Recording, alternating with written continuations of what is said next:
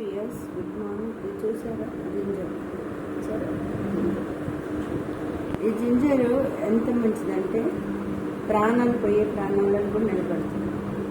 నేను ఇన్ని రోజులు ఎందుకు వీడియో చేయలేదంటే నేను మా మమ్మీ గారిని పోగొట్టుకున్నాను. చనిపోయింది. గత 17 సంవత్సరాలుగా ఆమె పక్షవాతం వచ్చి అన్ని విధాల అన్ని కిడ్నీ ప్రాబ్లమ్స్, క్యావిటీ ప్రాబ్లమ్స్, పెరాలైస్, కాళ్ళు బ్లడ్ క్లాట్ అయ్యి పక్షవాతం వచ్చి కాళ్ళు చేతులు ఫ్రాక్చర్ ఎన్నో విధాలుగా బాధపడినా నేను 20 సంవత్సరాల నుంచి మా అమ్మని కాపాడుకుంటూ వచ్చాను. చాలా హెల్తీగా ఉండేది, మంచిగా ఉండేది. సడన్గా అమ్మకి హార్ట్ పెయిన్ వచ్చింది. హార్ట్ పెయిన్ నేను మా మమ్మీకి స్నానం చేయించాను. చేతి కింద అంటే అండర్ ఆర్మ్స్ దగ్గర ఒకలాంటి అంటే బ్లడ్ క్లాట్ అయితే ఎట్లా ఉంటుంది అట్లా చిన్నగా అనిపించింది. చనిపోయే 2 రోజుల ముందు చూశాను. అది బ్లడ్ క్లాట్ అయింది ఎందుకు అనేసి. కానీ మా మమ్మీకి ఎప్పుడు అవిసెలు తినిపించేదాన్ని. అవిసెలు తినడం వల్ల ఎక్కడ బ్లడ్ క్లాట్ అయినా క్లియర్ అయిపోయేదన్నమాట. కానీ ఆ నెల రోజులు అవిసెలు దొరకలేదు అక్కడ. సరే, మమ్మీకి షుగర్ ఎక్కువైంది, 400 వచ్చి చనిపోయింది అనమాట. హార్ట్ అటాక్ వచ్చి. ప్రియులారా, మీరందరికీ నేను ఒకటే చెప్తున్నా, హార్ట్ ప్రాబ్లం ఉన్న వాళ్ళకి మెట్లు ఎక్కియడం కానీ దింపడం కానీ చేయకూడదంట, ప్రమాదం. అది నాకు తెలియదు. మా లిఫ్ట్ పాడైంది. మేము 4th ఫ్లోర్లో ఉండేవాళ్ళం. 81 మెట్లు దిగిన తర్వాత మా అమ్మ కొలాప్స్ అయింది. హాస్పిటల్ తీసుకెళ్ళిన తర్వాత వాళ్ళకి వైద్యము పెరలైజ్ అయిన చేతికి ఇంజెక్షన్స్ అన్నీ ఇచ్చారు. పెరలైజ్ అయిన దానికి పనిచేయదు కదా. వాళ్ళు కరెక్ట్గా లెఫ్ట్ హ్యాండ్కే ఇచ్చినట్టే మా మమ్మీ బతికేదేమో, ఛాన్సెస్ ఏమో తెలియదు. వాళ్ళకి తెలియక మమ్మల్ని తోసేస్తారు బయటికి. హార్ట్ ప్రాబ్లం కాబట్టి వాళ్ళ ఫస్ట్ ఎయిడ్ వాళ్ళు చేయాలి కాబట్టి తోసేస్తారు. అంబులెన్స్ వాళ్ళు కూడా మాకు చెప్పలేదు, నడిపిస్తే ప్రమాదం అని. మా మమ్మీ నడిచేంత వరకు కూడా 81 స్టేర్స్ దిగేంత వరకు కూడా చక్కగా నడిచింది, మంచిగా ఉంది. పల్స్ ఎక్కువైపోయినాయి అంట దిగసరి. మాకు తెలియలేదు. మా మమ్మీని పోగొట్టుకున్నాము. అందుకే ఆ బాధలో వీడియోస్ చేయలేదు. ప్రియులారా, మీరందరూ మీ అమ్మ నాన్నని కాపాడుకోండి. ఎవరికైతే షుగర్ ఉందో, ఎవరికైతే బీపీ ఉందో మంత్లీ చెకప్స్కి తీసుకెళ్ళండి. తర్వాత వారికి గుండె గురించి వారి కోసం ఒక 1000 రూపాయలు వెనకేసుకోండి. ఎందుకంటే తల్లిదండ్రులు ఇంట్లో ఉండడం చాలా ముఖ్యం. చిన్న బిడ్డలు, తల్లిదండ్రులు వేరే కుటుంబం అంటే మనం కాదు. వారి జీవితాన్ని మీరే కాపాడుకోవాలా. ఇంటికి పెద్ద దిక్కు లేనప్పుడు ఇల్లు శ్మశానంతో కూడినట్టు ఉంటుంది. మీకు తెలీదు, ఇల్లు పెద్దవాళ్ళు ఇంట్లో ఉండడం చాలా ముఖ్యం. వారుంటే ధైర్యం, వారుంటే అసలు ఆస్తిపాస్తులు లేకపోయినా బతికేయగలరు, అంత ధైర్యం అనుకుంటారు. ఎవరికైతే షుగర్ పేషెంట్స్ ఉంటారు కదా, వాళ్ళు పేషెంట్స్ కాదు, షుగర్ ఉన్నవాళ్ళు అందరికీ రోజు చిన్న బిడ్డల దగ్గర నుంచి పెద్దవాళ్ళ దాకా వస్తుంది. ఎవరు పేషెంట్స్ అనుకోకూడదు. వారికి మంత్లీ చెకప్స్ చూపించాలా. తర్వాత కుటుంబంలో బిడ్డలు కానీ ఎవరు కానీ ఆదరణకరంగా మాట్లాడాలా. అందరూ సంతోషంగా ఉంచాలి వాళ్ళని.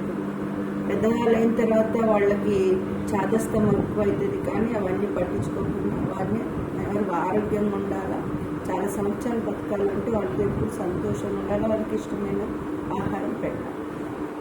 అయితే మొన్న మా మమ్మీ చనిపోయిన తర్వాత ఆ దిగులతోనే ఉన్నాను.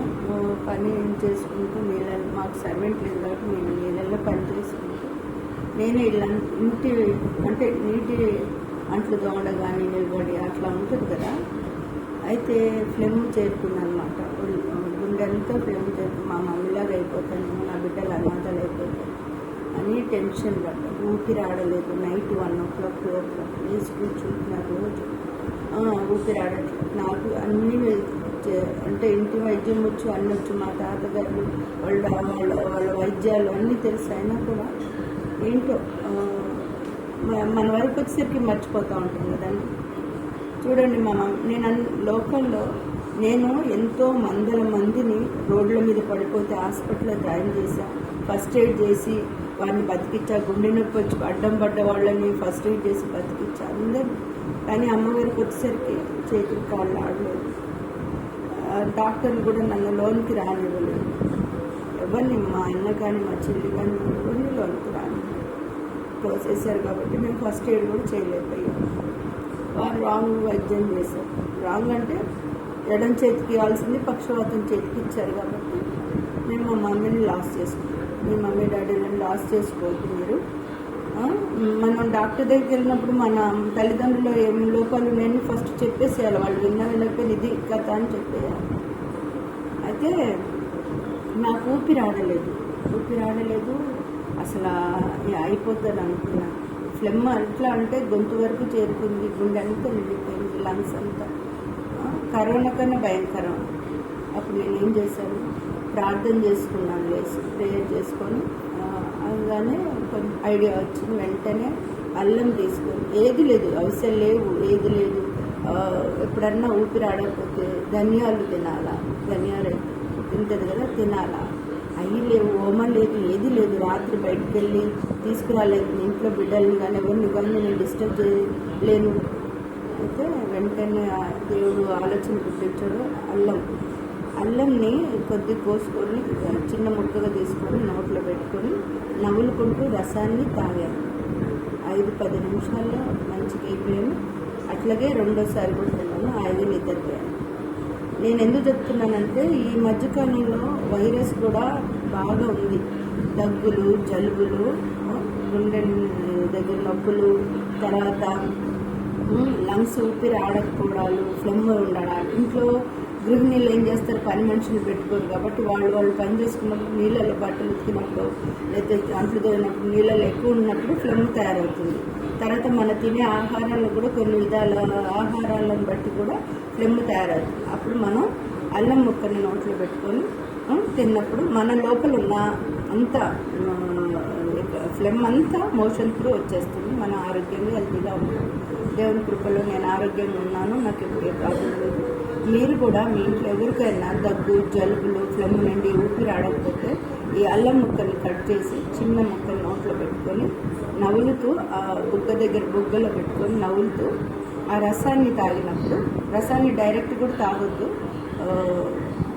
నోట్లో చిన్న ముక్కను పెట్టుకొని నవ్వులుతూ తాగినప్పుడు మీరు మీ దగ్గు, జలుబు మొత్తం బాడీలో అంటే లంగ్స్లో పెరిగిపోయి గొంతులో పెరిగిపోయిన ఫ్లెమ్ అంతా వెళ్ళిపోతుందండి. మోషన్తో వచ్చేస్తుంది, హెల్దీగా ఉంటారు. డాక్టర్ అవసరం కూడా లేదు. డాక్టర్స్ దగ్గరికి వెళ్ళామనుకో, అమ్మ నాన్న ఊపిరి ఆడట్లేదు అని వాళ్ళు లక్షలు తీసుకుంటారు. స్టాలిన్ లాగా చంపేస్తారు. చచ్చిపోయినాక చావలేదు బతికే ఉందని అడావిడి చేసి స్టాలిన్ వైద్యం చేస్తారు. అందుకే మీరు జాగ్రత్తగా ఉండండి. మీ ఆరోగ్యాన్ని, మీ తల్లిదండ్రుల ఆరోగ్యం, మీ పిల్లల